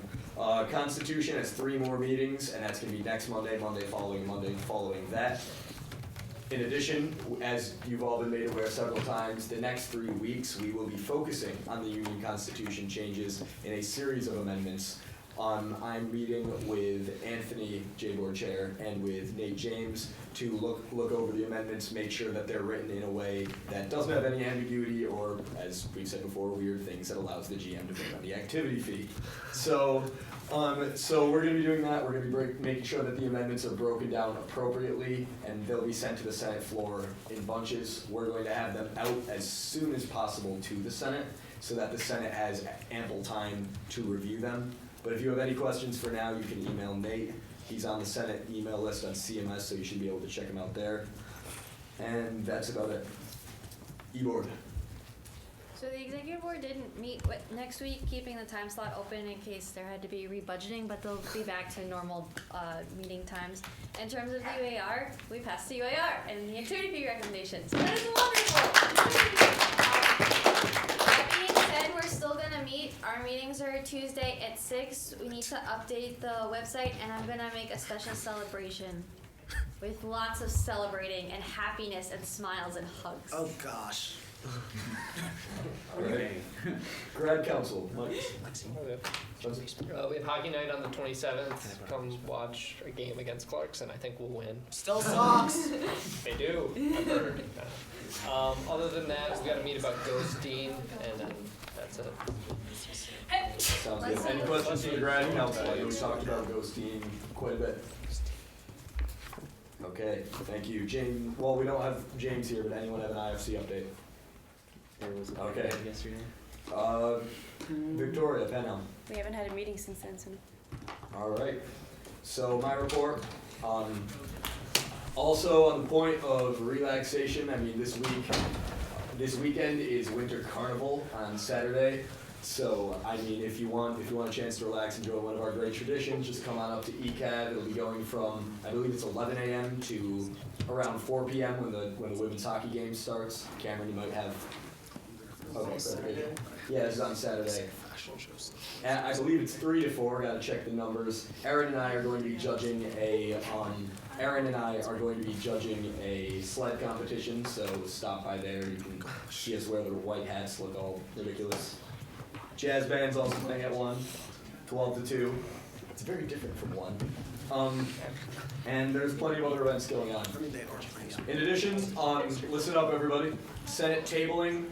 We do our tabling in the GCC every other week. Jen, I believe you said it's 2 weeks from now? Well, we did one last week, and we were gonna do the next one when the e-voting is set up. Okay, so communicate with R&E, get a final date for that, but most importantly, they've had, Paul, do you have clarification? So I need to find Bobby and ask him what the heck's going on with our order. Okay, well, I'll talk with you about that after the meeting. But in either case, we want to demo e-voting at the next tabling event, and we want to talk about the Union Constitution. So the more senators who are there, the better. Even if you're not on the Constitution Committee, there will be explanations at the tables and so on, so people can communicate. It would help. We've had some trouble with attendance the past 2 times, so keep an eye out for Jen's email. This tabling is probably going to be the most important one we've done so far. And finally, actually, I already gave a Union Constitution reminder, so that concludes my report. Jen, I believe you have unfinished business. Yeah, so I meant to mention this in my committee report. I've been receiving emails, as well as the grad council, from several students regarding the training in the Mueller Center, so their athletes coming in, yeah. So I would personally like to request that FSC look into this, if that's possible. So I emailed the guy back. Yeah. So I thought you replied to me and him, and I was like really shocked. He sent like a very like rude email to me, but I thought it was also to the other guy. Anyways, I sent an email to him. I sent an email to Erin, the PU.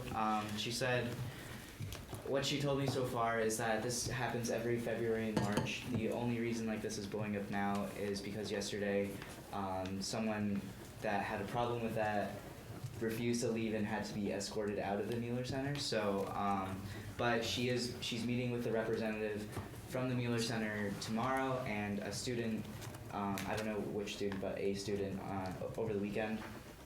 And yeah, I'll check in on that, I guess, in the future. Yeah, a lot of people are upset, but we're looking into it. Any other points? Any new business then? Questions from visitors or press? Oh, sorry. Tina? If you explicitly requested a binder from me, you should have gotten it at this point. I made one extra for people, so I know like some people at 7 might be interested in one. So if you want that extra one, let me know. I can also make more. I just didn't want a copy. It seems like I'm still not on the mail list. Thought I put you on there, but I'll double check.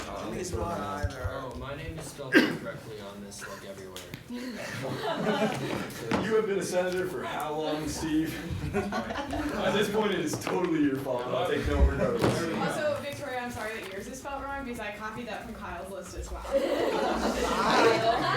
Hey, you're good on the membership list on the agenda. That's what matters.